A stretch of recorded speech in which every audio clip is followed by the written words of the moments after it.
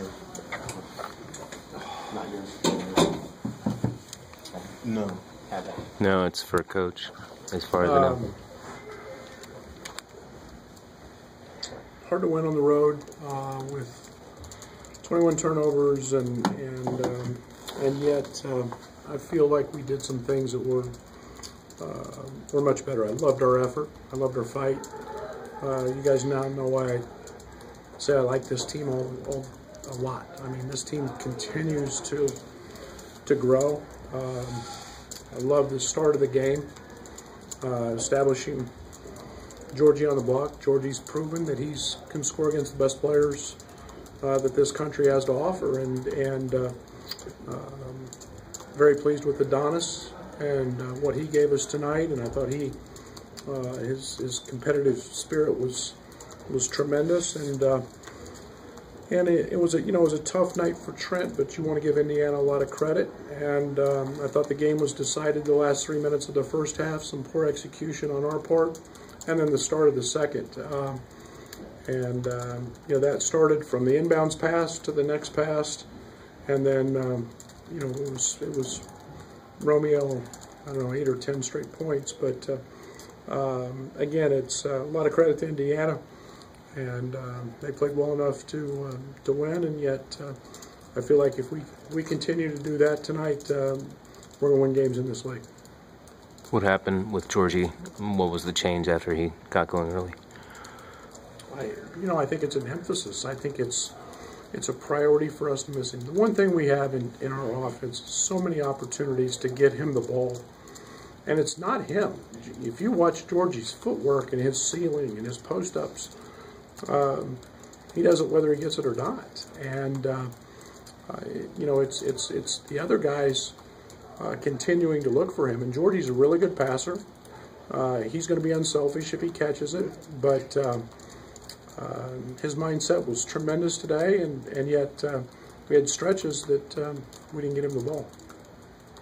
Just, the maybe full 40 minutes you're looking for kind of remains elusive. What can this team do to maybe get that? I think just keep working every day. I mean, there's no magical potion. There's no chapter in a book we're going to read and talk about. There's no film we're going to watch that's going to make that happen. I think it's continued growth. It's like I think we had 4 or 5 shot clock violations. It's like the ball ends up in the wrong guy's hands sometimes, and you can't.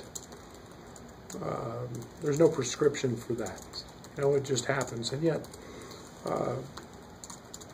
We've got guys that, things everybody knows Trent's at the top of the scouting report, and Indiana did a great job on him, and so we've got to find plan B.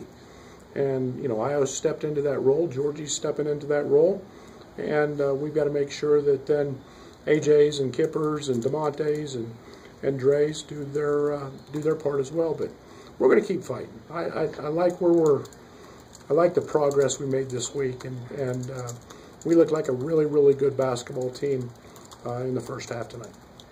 Coach, obviously this was your first chance to coach against Romeo Langford. What's just your thoughts coming off this game about him and his game?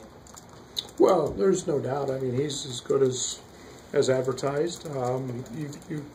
You physically probably, don't see many freshmen with that type of body. I give him credit for it's deceiving sometimes when you watch him on film and seeing him on the circuit. But he's really, really athletic, and he's so powerful. He allows him to be a great, great finisher. His numbers will improve from 3. I mean, that's still an area of, that's suspect, I would say. But he's a very gifted athlete and a very, very good player that hurt us tonight. 21 turnovers, I'm sure it's a number you don't like, but those 6 shot clock violations, how concerning is that? Well, like I said, it's the opportunities we missed prior to that frustrate me. We didn't have one first cutter layup tonight. That's all we talked about was there. AJ said at halftime, I think he missed 4 or 5. It felt like he missed 4 or 5, and we got through those. It's the post-ups that we're missing. Every time we pass the ball, there's an option to throw the ball to a post man, and those are the things that we've got to continue to grow, and that's where you know, it gets challenging and frustrating, and then it's you know, we have those shot clock violations, and that becomes a problem for us. You guys had that 25-15 lead in the first half, and then by about the 9-minute mark in the second half, it was 55-40 them. Was that something they did that got you out of sync, or was that just a lack of execution? Oh, I think both. I think give Romeo a lot of credit. Romeo was pretty dominant in that segment. I think that, you know, like I said, the last 3 minutes of the first half, we didn't execute. We had 3 or 4 plays we just botched execution, and then the start of the second half was really the difference. And then you know, we kind of settled in a little bit, and you know, in a night where I don't know, did Kipper score? Kipper had 2, and AJ had 2. You know, we continue to fight and grind a little bit, but again, Georgie's got to get more touches. AD's got to get more touches, and then we can play off that a little more. Second straight 20-point outing for Io. What are some things that you're kind of seeing work well for him on the court that maybe weren't a few weeks ago? Well, I don't think there was any problem 2 weeks ago. I think he played in foul trouble in a couple games that, you know, you get out of rhythm, and I think he's finding a rhythm. I think he and Trent are continuing to, you know, to grow, and Dre, and they're able to play off each other a little bit, and you know, Io's proven he's a very, very good perimeter shooter, and he's knocking shots down.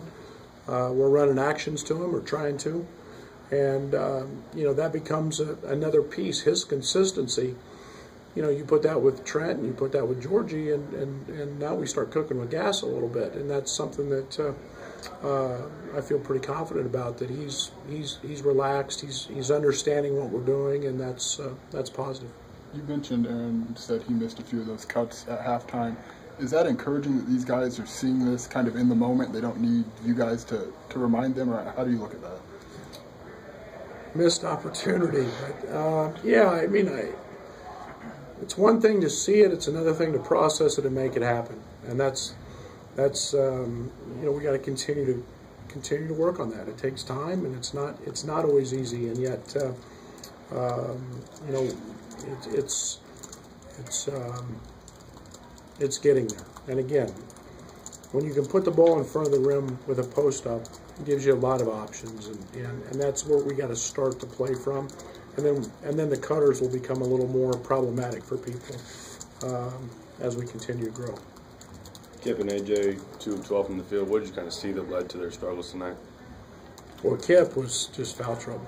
I mean, he was never in any rhythm, and you know, AJ's a guy that every time he's in the ball game, you hear people scream shooter, and you know, he doesn't get a ton of clean looks. I thought he had a couple that he turned down, and yet it's a credit to Indiana that, you know, they know scouting report, and they know he's a guy that gets a clean look. He's going to knock him in. For Io and Georgie to have games like that, just what does that maybe tell you about the foundation maybe they're laying for this? You have 2 freshmen. Now you know why I love them. I love Allen. I like Dre. You know, I'm excited about this group beyond what our record shows. You guys, it becomes, it's so exciting to go to practice every day because they fight. They know they lost today, but yet it's the next challenge and the next day to get better. If you guys could have seen the spirit in our gym and the work ethic that went into the last 3 or 4 days, that's what happens when you work. You see Io improve. You see Georgie improve. Allen's had great practices and got a couple clean looks, and those will start going for him as well. And you know, so I'm pretty darn excited about that. How much more could you run offensively tonight, and is that something that you expected to see, you know, in spurts, the success you had? Well, I felt good about it. You know, sometimes it's one of the challenges when you go 3 or 4 or 5 possessions without a basket. You need to throw a little curve at them, and we went to some of our ball screen stuff, and you know, one of the things that we did early was throw the ball inside. And again, there's so many opportunities to do it offensively, and we got to continue to look at those. And it's Trent, it's AJ, it's everybody that we're missing them. you've got to take what the defense gives you, and they're giving us certain things, and we've got to be able to exploit it. So I felt good offensively tonight, other than certain walls. I don't really remember seeing Georgie and Adonis at the same time. Does it help Georgie to play at the 4, do you think? Georgie's, we haven't touched Georgie's abilities yet, because Georgie's probably as good a ball handler as we have, and he can play out there. You know, that's something we've been working with, and I think as we move forward in league play, that's something that whether it's AD, whether it's Samba, we can continue to see a little bit, because then we get pretty big and pretty physical. We didn't see Samba out there tonight. Was it a matchup thing? Or? AD was good. AD was really, really good in practice and deserved to get the minutes. Trent sat at the end of the first half with 2 fouls and doesn't pick up his third until 5 minutes left. I mean, how do you manage that, I guess? Well, and I probably got to be honest, probably got to do a little better job knowing I can trust Trent. You know, that's I'm always very big on guys get 2. They need to play with freedom and a clear mind in the second half. Now, I can't control when he gets his third, whether it's 5 minutes left in the game or 2 minutes in.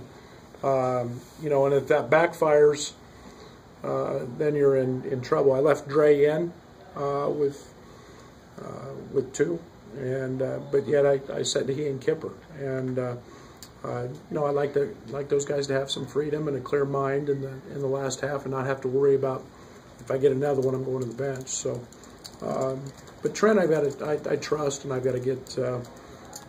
Probably could have played in that segment. When you were up 23-13, you're on a 10-0 run, you had kept them from scoring over 4 minutes. Was that maybe your best stretch there of the season so far? I don't know. We went 7 minutes and 41 seconds against FAU. I thought that was pretty good too. You know, again, it's people make adjustments, and I thought we did some good things. You know, I don't know what Indiana's mindset was coming in. I thought we were really good, and for the most part, I thought our zone was good. But you know, 21 turnovers becomes a hindrance on the road. Kipper's fouls were a little bit weird. I mean, he didn't understand them. They were not that he was out of position, but it was just like unfortunate that he found himself in those situations. Yeah, and I mean there are nights like that, unfortunately, and I mean they happen to the best of the best, and tonight was unfortunate for Kipper, and you know, he tried to take a charge and had his heels on the arc, and you know, then got a block trying to guard Morgan out of the corner, which you know, those calls go either way, and they went against him. But he's had a good week of practice, and we'll expect that again tomorrow. When DeMonte hits those, just take this last question. When DeMonte hits those open 3-pointers, how much does that kind of spread out the offense and kind of help keep that defense honest? A lot. DeMonte's worked extremely hard here the last few days, and again, his commitment in terms of energy and effort has been really, really good, and it's no coincidence that when you have that ball goes in, and so I'm really happy for DeMonte. We need him. He contributes a great deal in a lot of ways, both ends of the court, and for him to see that thing go down is a good sign. Okay. Thanks, guys. Right around the corner, we'll have Georgia.